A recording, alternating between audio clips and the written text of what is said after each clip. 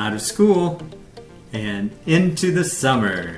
And because we have experience as teachers and parents, we would like to share some fun ideas.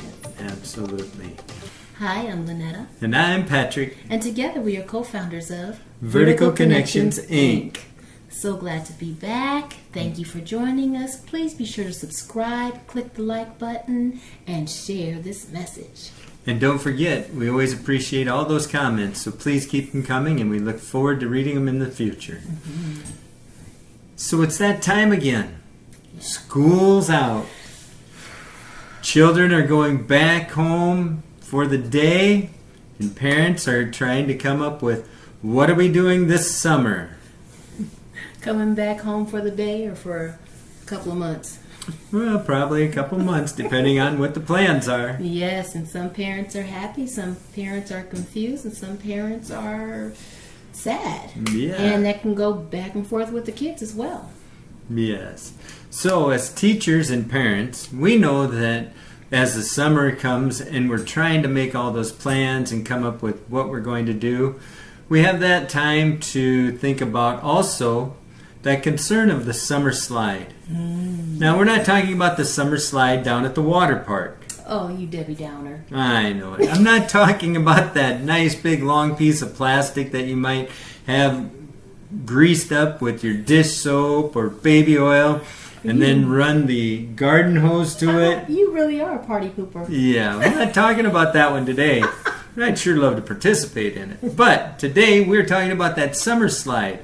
That time when students go and then they all of a sudden start to just participate and do things outside of school for these next 2.5 months.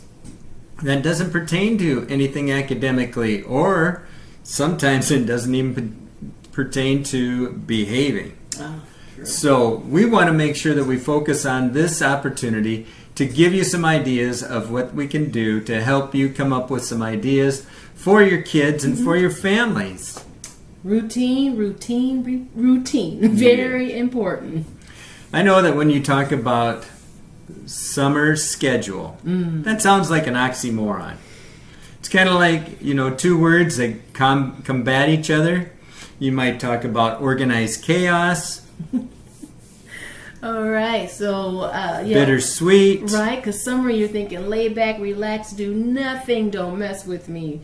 But it's important that we keep our kids on a schedule, and a lot of parents need to stay on schedule as well. Yes, so we have to kick that idea of it being an oxymoron, even though it might be a definite maybe, and go get into something that has some definite schedule, routine to it, so our kids can stay keeping up with all of that. And so that then when the fall comes, it's not a great big rude awakening for either the student, the parents, or the teacher. So we want a smooth transition into summer and a smooth transition out of summer. Absolutely. Kids benefit from a direct routine. When we talk about that summer slide, we want to make sure that we are providing that opportunity so that kids can still continue to work and grow and not lose what they've lost. Scholastic did a survey with 3rd through 5th graders. Okay. And they found out that with those 3rd through 5th graders, there was a 20% of those students lost what they had learned during the school year in reading, and 27% of everything that they learned was lost in math. So you mean to tell me we need to keep up some reading and math over the summertime? I think that sounds like a really good idea. We just need to encourage that mental stimulation throughout the summer. Parents can maintain that through math, reading, and even some little spelling contests at home. Hope there's some fun ideas. Yes. Research suggests that significant positive effects when children are enrolled in summer learning compared to children who are not. It's kind of like having that plant. You can have a plant that you set out on the summer or on the railing and then make sure that you take care of it when the high winds and storms come. Right. Or you can take a plant and stick it in the corner of a room that has no windows. Ooh. We know that if they're both the same type of plant, At the end of the summer, we know which one to expect is going to have better growth and better health. It's true. Very good example. So we want to make sure that we are exposing them to as much daylight as we possibly can. Mm-hmm. If that's not a possibility where you can go and have your children do a lot of things, it is okay, because we know that sometimes it deals with where you're at, as well as what your finances are. Right. True. Ages of the children, how many children you have.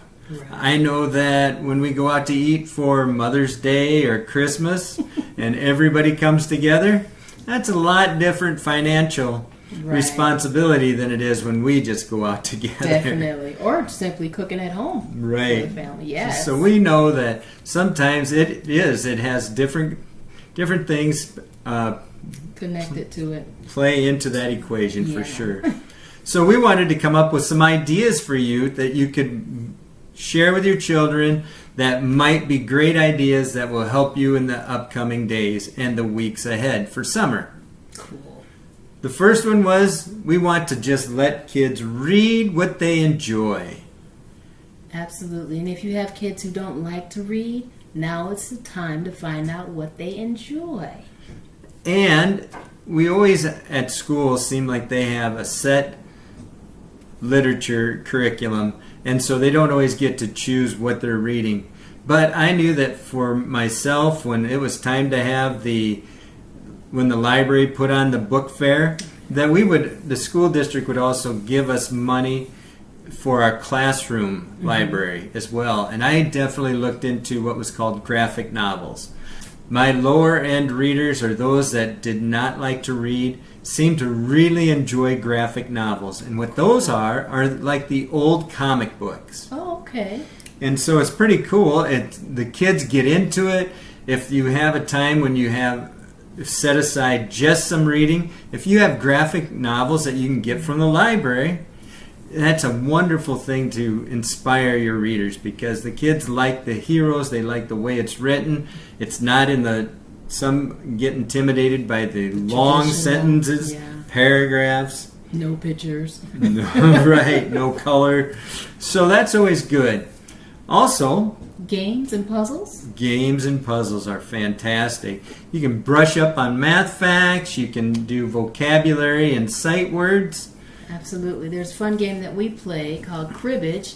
So fun to have learned how to do that. But the challenge of math, making sure that you can come up with 15 every time, or 31, being able to see what two numbers make 15 so that you're always ahead of the opponent. Right. And there's strategy involved. Like, you want to continually try and decide how can you limit the person that you're playing against, how many points they're getting. But it all deals with math, and it's such a neat way and opportunity. We used to also play Yahtzee, a dice game, and a lot of it has to do with adding up how much you have, how many points there are. And I know that those are just basic addition facts, but as a math teacher, when kids are using those time and time again in play and in games, in the classroom when it comes time, they just click and it just works perfectly. Yeah, they have something to reflect back on, to refer back to, because they've been already activating those muscles. Right.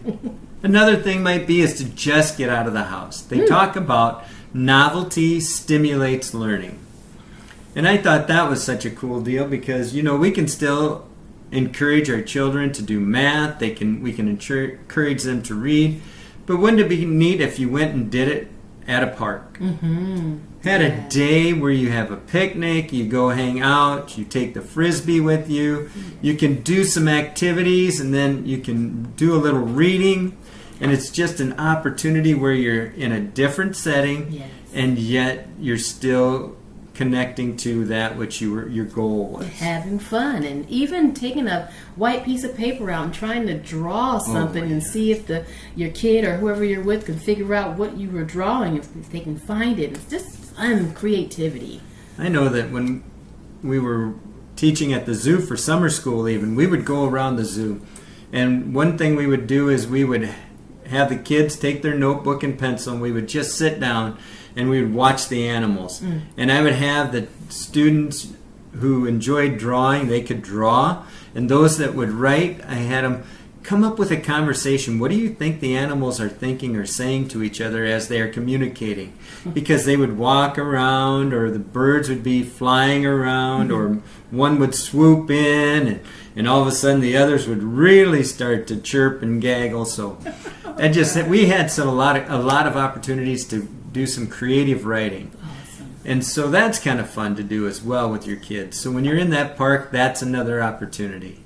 But I think our main thing is that we just want to continue to find things that will stimulate them. Yes. We talked about I know family vacations. It's wonderful to plan, but we can't always afford it. And in a time of inflation and where things are definitely creeping up, gas prices and everything, hotel rooms, it's still fun to plan a vacation, or some people call it a staycation. Yeah. Stay home, save some money, but do something different so that it is more like having fun as you were at home, doing things that you would normally not do. Right. So taking time off from work as parents to spend more time together. Maybe you've got a local lake or something that you can go fishing at and spend some time at.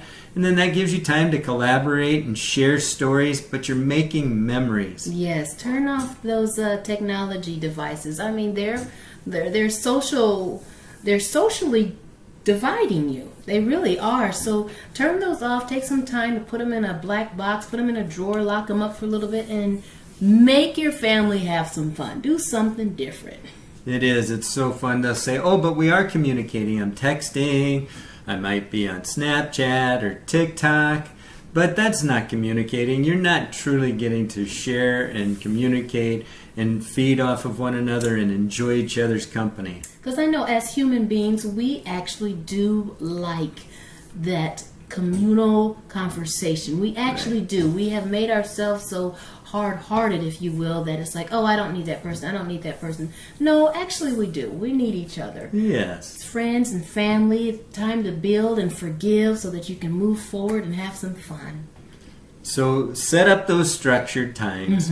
Maybe it's through getting up every day at the same time, eating at the same time. And I know that the days are longer. It's my wife's favorite time of the year because the sun takes longer to go down. Yes. So maybe you want to differentiate when you're having lunch or having supper, but it's still good to have that routine and have those kids have something that they can rely on. Yes. Because whether they like school or not, they enjoy routine. They enjoy being able to know what's taking place. So share that. Come up with your bucket list for the summer. Make a list and have a plan and see how many things that you all can get done Check during off. the year. Yeah. Absolutely. Yeah, that's a good idea. Create as a family some ideas, put them all down, and see what you all can check off before the summer's over. That's real cool. Yes. So we just thank you so much for joining us. We hope that you were able to get something out of this, because we know that this time of year it can bring anxiety and excitement all at the same time. We hope that you enjoy excitement, you see growth, and you prepare and have a wonderful summer. Yes. See you soon. Until next time, Get connected to go vertical. Bye-bye.